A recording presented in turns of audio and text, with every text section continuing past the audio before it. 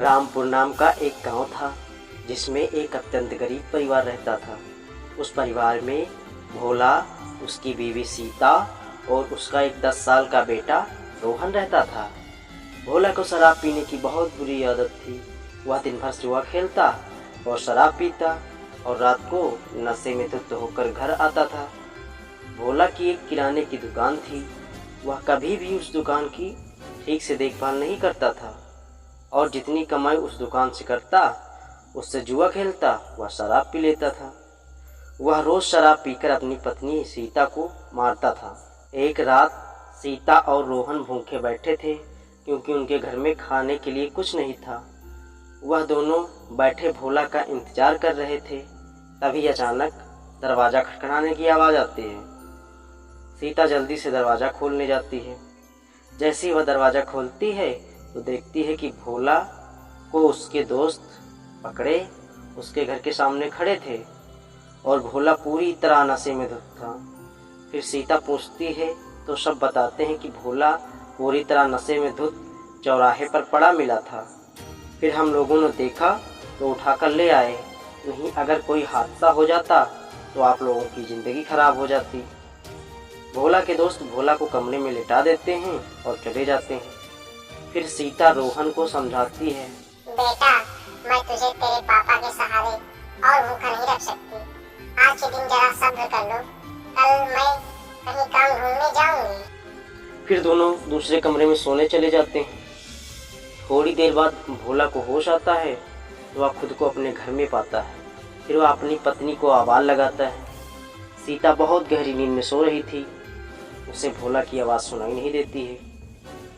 फिर भोला गुस्से में लाल हो जाता है और कमरे में रखा डंडा उठा लेता है।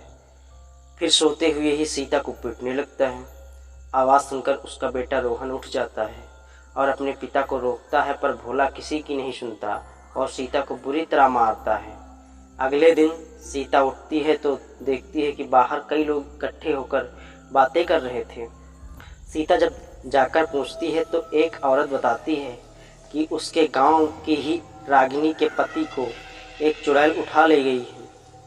तब सीता कहती, ये कैसी बातें करती हैं आप, आज के समय में चुड़ैल उड़ैल कुछ नहीं होती। तब दूसरी औरत कहती है कि उसने अपनी आंखों से उस चुड़ैल को रागिनी के पति को ले जाते देखा है और बताती है कि उस चुड़ैल के बड़े बड़े दांत हैं और लंबे लंबे नाखून हैं, काले और घने बाल तथा बहुत ही डरावना चेहरा है। फिर सीता कहती है, अगर ऐसी बात है तो सभी को संभल कर रहना होगा और शाम होते ही घर की खिड़की तथा दरवाज़ों को बंद करके रखना होगा। उसके बाद सब लोग अपने घर चले जाते हैं। फिर सीता भी काम की तलाश में निकल पड़ती है। वह घर घर जाकर काम मांगती है लेकिन उसे कहीं भी काम नहीं मिलता। फिर अंततः उसे सरपंच जी मिलते हैं। उनसे अपना सारा दुख दर्द बताती है तो सरपंच जी उसे अपने घर में एक काम दे देते हैं और 3000 रुपये महीने की सैलरी देने के लिए कहते हैं। सीता सरपंच जी का धन्यवाद करती है। फिर सरपंच जी उसे 500 रुपये एडवांस में देता है और अगले दिन से काम पर आने के लिए कहता है। सीता खुशी खुशी अपने घर चली जाती है और सारी बात अपने बेटे रोहन को बताती है। वे दोनों बहुत खुश होते हैं। तभी भोला वहाँ आ जाता है।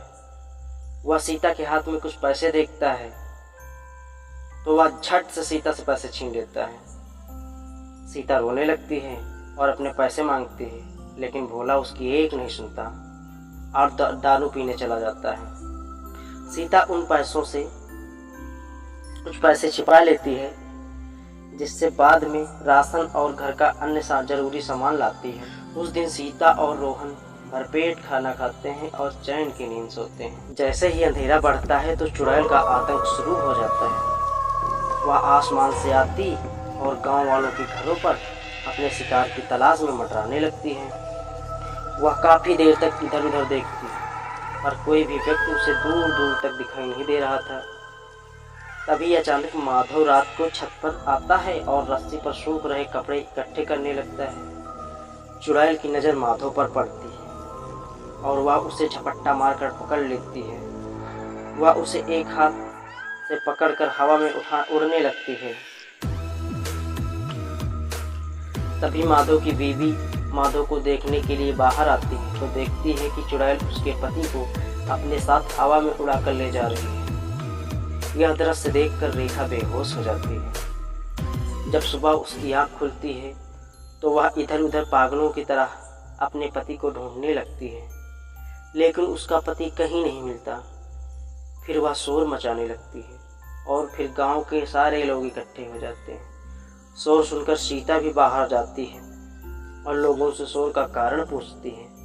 तब पता चलता है कि रेखा के पति को चुड़ैल उठा ले गई है। तब सीता ने कहा कि ये चुड़ैल हर बार आदमियों को ही क्यों उठा ले जाती है। तब गांव के सब लोगों ने एक योजना बनाई। वे सब एक तांत्रिक के पास गए। तांत्रिक अपनी जादुई शक्तियों से उस चुड़ैल के बारे में जानकारी हासिल करता है और बताता है कि वह बहुत खतरनाक चुड़ैल है। उसे कब्जे में करना या उसका अंत करना उसके बस की बात नहीं। एक जानकारी यह भी बताता है तो आदमियों का ही शिकार करेगी, किसी औरत या बच्चे को कोई नुकसान नहीं पहुंचाएगी। आगे वह बताता है चुड़ैल की शक्तियाँ सिर्फ रात को ही काम करेंगी। फिर सब लोग वापस घर चलने लगते हैं। फिर सीता सबको चुड़ैल से बचने का एक उपाय बताती है। पहले तो सब लोग उसकी हंसी उड़ाते हैं। उसने बताया कि रात में सब लोग औरतों के कपड़े पहने तो चुड़ैल उन्हें औरत समझकर नुकसान नहीं पहुंचाएगी। लेकिन बाद में सभी लोग सोचते हैं कि बात तो सही है। फिर सब लोग अपने अपने घर चले जाते हैं। सीता सारी बात अपने पति को बताती है और उससे अपने कपड़े पहनने के लिए कहती है। भोला उसे बहुत डांटता है, तुम्हारा दिमाग तो नहीं खराब है, और फिर चला जाता है। सीता भी सरपंच जी के यहाँ काम करने चली जाती है। वह दिन भर काम करती है। फिर रात हो जाती है और वह अपने घर के लिए निकल पड़ती है। दूसरी ओर गांव के सभी लोग औरतों के कपड़े पहने हुए थे। सीता जब वापस घर जा रही थी देखती है कि चुड़ैल लोगों की तलाश में गांव में घूम रही थी। वह उसे देखकर डर जाती है और पेड़ के पीछे छिप जाती है। तभी वहां से भोला गुजर रहा था। वह अपने पति को देखकर परेशान हो जाती है। चुड़ैल की नज़र भोला पर पड़ती है। वह उड़कर भोला को पकड़ लेती है। भोला जोर जोर से चिल्लाने लगता है, बचाओ बचाओ, कोई मुझे इस चुड़ैल से बचाओ। चुड़ैल भोला को लेकर जैसे ही उड़ने लगती है तभी सीता दौड़कर आती है और चुड़ैल के पैर पकड़ लेती है। फिर चुड़ैल नीचे उतर आती है। वह सीता से कहती है कि उसका पैर छोड़ दे, लेकिन सीता उसका पैर कसकर पकड़े रहती है और नहीं छोड़ती है। फिर चुड़ैल कहती है कि मेरा पैर छोड़ दो, नहीं तो मेरी पायल टूट जाएगी। फिर सीता सोचती है कहीं इस चुड़ैल की पायल में ही तो इसकी जान नहीं है। फिर सीता उसकी पायल तोड़ देती है। वह चुड़ैल आग में जलने लगती है। वह बहुत चिल्लाती है और देखते देखते जलकर भस्म हो जाती है। भोला को भी अपनी गलती का एहसास हो जाता है। वह सीता से माफ़ी मांगता है और फिर सुधर जाता है और शराब पीना भी छोड़ देता है। और गांव वालों को भी इस चुड़ैल के आतंक से छुटकारा मिल जाता है और सभी खुशी खुशी रहने लगते हैं।